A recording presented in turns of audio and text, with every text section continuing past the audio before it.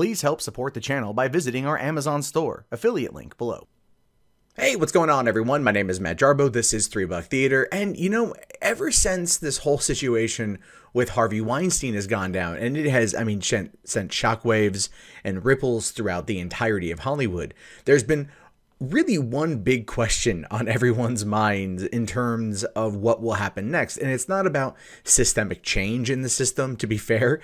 That conversation has come up quite a bit, but when it comes to Harvey Weinstein and probably his most prolific filmmaker underneath his umbrella, that would be Quentin Tarantino. And people have been wondering, well, what's going to happen to Quentin Tarantino's next movie, 1969? Weinstein isn't involved. Is it going to be dead? And I saw some people legitimately freaking out about this because they're huge Tarantino fans, and they were wondering what the hell was going to happen. Well, it turns out that no, they don't got to worry anymore, because apparently Sony has picked up the rights to distribute the film, and that is going to be either a great thing or a horrible thing, depending on where the financing is coming from and whether or not Sony is going to try to restrict Tarantino in any simple way. So it says here that in a most unexpected turn of events, Deadline says that Sony will distribute Quentin Tarantino's next project, which is rumored to take place in the late 1960s, Los Angeles, against the backdrop of the Manson family murders. According to Deadline, the working title of the film is now 9, and that is because it's also Tarantino's 9th movie, I believe. So that's more or less the working title. It may not be called 1969. Who knows? But from the Deadline report, here's what we've been able to glean. It says that Tarantino was convinced to take Sony's offering after being impressed by Tom Rothman's deep knowledge of film history. Nuclear spit take goes here. I completely wholeheartedly agree with that. Tom Rothman is one of the worst things to ever happen to film, period. His tenure at Fox was horrible. He doesn't know how to run a studio properly. His tenure at Sony, following the events of the Sony hack from 3 years ago and him taking over for Amy Pascal, has also been laughable. His films have yet to actually do any kind of decent business, and I know he's thinking that if he gets Tarantino involved here, it will work out well for him. If he gets Tarantino involved, it will do well. This might raise his game a little bit, give him that clout.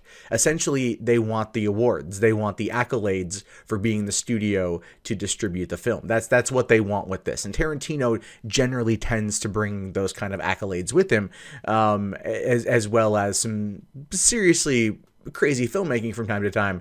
And I think that's exactly what Tom Rothman is doing. So it says here that Margot Robbie is not yet signed to star in the film as Sharon Tate, but Tarantino is still gunning very hard on that front, and I think she'd be good in the role. Leonardo DiCaprio, Tom Cruise, and Brad Pitt are all circling the project, but it's not clear if all three will appear. If Tarantino is only planning on doing 10 films before retiring, I'm pretty sure all three are going to appear. It's one of those things where it's if Tarantino calls you and says, hey, you want to be in a movie? Pretty much everyone in Hollywood, big, small, whatever, will be like, oh yeah, sure. When and where do you need me? And Tarantino, buddy, if you happen to catch this, you could always call upon me, and I will go to wherever I am needed. That's my dedication to the craft, sir, entirely.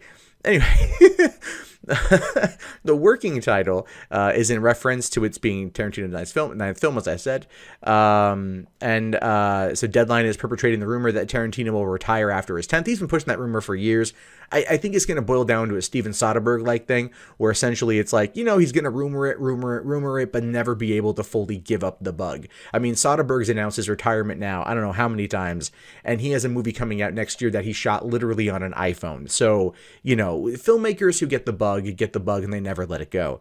And the film will begin production next year for a 2019 release. Saying here, that's about all we know about it at the time. It's truly shocking that Tarantino went with Sony on this one. This writer suspected he'd go with Warner Brothers thanks to their ongoing support of 70mm film. I agree. But it sounds like they're going to try to give him everything he wants, including that $100 million budget and first dollar profits at the box office. Once again, it's good to be Quentin Tarantino. Now, here's another thing with that too, is looking at Box Office Mojo, you can take a look here at the studio market share of just where studios are currently sitting in this case.